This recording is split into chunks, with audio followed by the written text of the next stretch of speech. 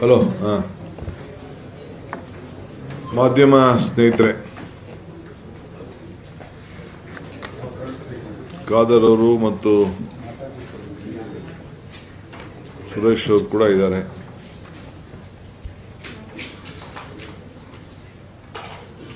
ಸುಮಾರು ನಿನ್ನೆಯಿಂದ ವಿಧಾನಸಭೆ, ವಿಧಾನ ಪರಿಷತ್ತು ಮತ್ತು ನನ್ನ ಎಲ್ಲ ಸಹೋದ್ಯೋಗಿಗಳ ಜೊತೆಯಲ್ಲಿ ನಾನು, ನನ್ನ ಡೆಪ್ಟಿ CM ಇಬ್ಬರು ಕೂಡ ರಾಜ್ಯದ ಅನೇಕ ಸಮಸ್ಯೆಗಳನ್ನು, ಸರ್ಕಾರದ ಉದ್ದೇಶ, ರಾಜ್ಯದಲ್ಲಿ ಬರಗಾಲದಲ್ಲಿ ಮತ್ತು ನೀರಾವರಿ ಯೋಜನೆಗಳಿಗೆ ಈ ಡ್ಯಾಮ್ಗಳನ್ನ ತುಂಬದೇ ಇರೋದಕ್ಕೆ ರೈತರಿಗೆ ಆಗ್ಬೋದಂಥ ಸಮಸ್ಯೆ ಮತ್ತು ಅವರ ಕ್ಷೇತ್ರದ ಅಭಿವೃದ್ಧಿ, ಸರ್ಕಾರದ ಹೊಸ ಕಾರ್ಯಕ್ರಮಗಳು ಮತ್ತು ಫಲಾನುಭವಿಗಳಿಗೆ ಯಾವ ರೀತಿ ಗ್ಯಾರಂಟಿ ಯೋಜನೆ ಫಲಾನುಭವಿಗಳಿಗೆ ಯಾವ ರೀತಿ ಹೊಸದಾಗಿ ನಾವು ಪರಿಷ್ಕರಣೆ ಮಾಡ್ತಾ ಇದ್ದೀವಿ, SIR ವಿಚಾರ, ಪ್ರಜಾಸೇವೆ ಇಲಾಖೆ ಯಾವ ರೀತಿ ಇರ್ತದೆ, ಸೊ ಕಡೆಯ ವ್ಯಕ್ತಿಗೂ ಕೂಡ ನಮ್ಮ ಸರ್ಕಾರ ಯಾವ ರೀತಿ ಸಹಾಯ ಮಾಡಬೇಕು, ಆಮೇಲೆ KGF ಗಣಿಗಾರಿಕೆ ಜೀವನ ಯಾವ ರೀತಿ ವಾಪಸ್ ತೆಗೆದುಕೊಳ್ಬೇಕು ಮತ್ತು ITI ಜಮೀನನ್ನ ಸರ್ಕಾರ ಹರಾಜಾಗ್ತಾ ಇದನ್ನ ವಾಪಸ್ ನಾವು ಯಾವ ರೀತಿ ಕೇಳಬೇಕು ಮತ್ತು ವಿಶೇಷವಾಗಿ ಮಲೆನಾಡಿನಲ್ಲಿ ಮತ್ತು ಕರಾವಳಿ ಜಿಲ್ಲೆಗಳಲ್ಲಿ ಕಸ್ತೂರಿ ರಂಗನ್ ವರದಿ ಆಧರಿಸಿ ಕೇಂದ್ರ ಸರ್ಕಾರದಿಂದ ಬಂದಂತ ಒಂದು ಅಬ್ಜೆಕ್ಷನ್ಗೆ ನಮ್ಗೆ ಆಗ್ತಾ ಇರುವಂತಹ ಅನ್ಯಾಯದ ಬಗ್ಗೆ ಎಲ್ಲ ವಿಚಾರಗಳನ್ನು ಈಗಾಗಲೇ ನಾವು ಶಾಸಕರ ಹತ್ರ ಅಭಿಪ್ರಾಯವನ್ನು ಕೇಳಿದ್ದೇನೆ. ನಾನು ಕೂಡ ಬರಗಾಲದಲ್ಲಿ ನಿಮ್ಮ ಪಾತ್ರ ಏನು, ಯಾವ ರೀತಿ ನೀವು ಕೆಲಸವನ್ನು ಮಾಡಬೇಕು ಅಂತ ಹೇಳಿ ಅವ್ರಿಗೆ ತಿಳಿಸಿದ್ದೇವೆ.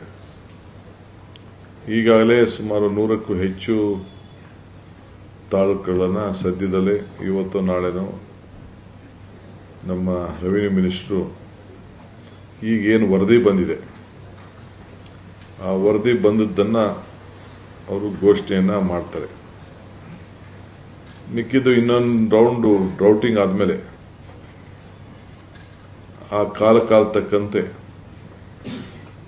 ಸರ್ಕಾರ ನಿರ್ಧಾರವನ್ನ ಮಾಡ್ತದೆ.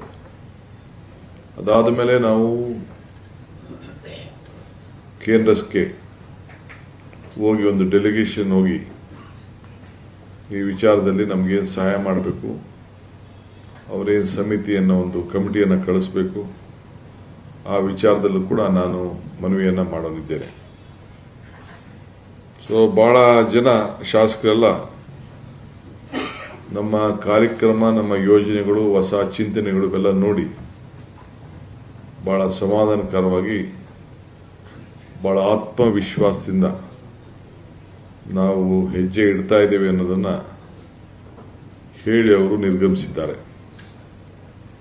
ಪ್ರಜಾಸೇವೆ ಇಲಾಖೆ ಮುಖಾಂತರ, ಪ್ರಜಾಸೇವೆ ಇಲಾಖೆ ಅಂದರೆ ಒಂದು ಹೊಸ ಡಿಪಾರ್ಟ್ಮೆಂಟ್ನೇ ರಚನೆ ಮಾಡ್ತಾ ಇದ್ದೀವಿ. ACS ಅದಕ್ಕೆ ನನ್ನ ಕೆಳಗಡೆ, ಆ ಇಲಾಖೆ ಕೆಳಗಡೆ ಕೆಲಸ ಮಾಡ್ತಾರೆ. ಪ್ರತಿ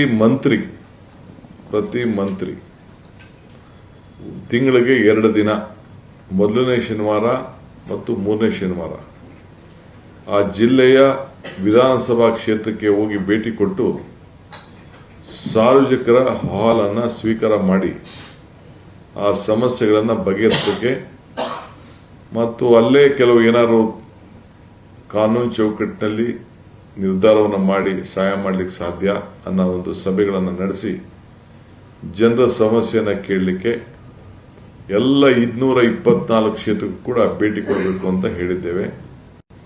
ಇದಾದ ಮೇಲೆ ಸೊ ಹೋಬಳಿ ಮಟ್ಟಕ್ಕೂ ಕೂಡ ಆ ಮಂತ್ರಿಗಳು ಅದೇ ರೀತಿ ರೌಂಡ್ ಆಗಿ ಎಲ್ಲ ಕಡೆನೂ ನೆಕ್ಸ್ಟ್ 18 ತಿಂಗಳು ಆ ಕಾರ್ಯಕ್ರಮವನ್ನು ರೂಪಿಸಬೇಕು ಅಂತ ತಿಳಿಸಿದ್ದೇವೆ.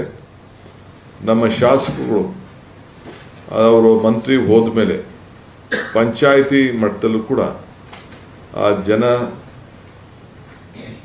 ಸಂಪರ್ಕಕ್ಕೋಸ್ಕರ ಈ ಪ್ರಜಾ ಸೇವೆ ಇಲಾಖೆಗೆ ಹೋಗಿ ಅಲ್ಲೋಗಿ ಏನು ಜನರ ಸಮಸ್ಯೆಯನ್ನು ಆಲಿಸಬೇಕು, ಜನರ ಹತ್ರ ಹೋಗಬೇಕು, ಜನರ ಭಾವನೆಯನ್ನು ಅರ್ಥಕೊಳ್ಬೇಕು, ಅವರ ಸಮಸ್ಯೆ ಏನಿದೆ ಅಂತೇಳಿ ಅರ್ಥಕೊಂಡು ಸರ್ಕಾರಕ್ಕೂ ಮುಟ್ಟಿಸಿ ಅವ್ರಿಗೊಂದು ಪರಿಹಾರವನ್ನು ಒದಗಿಸಿಕೊಡಬೇಕು ಅಂತ ಹೇಳಿ ಒಂದು ಹೊಸ ಇಲಾಖೆಯ ಭಾವನೆಯನ್ನು, ಚಿಂತನೆಯನ್ನು ಅವ್ರಿಗೆ ಮಾರ್ಗದರ್ಶನವನ್ನು ಕೊಟ್ಟಿದ್ದೇವೆ.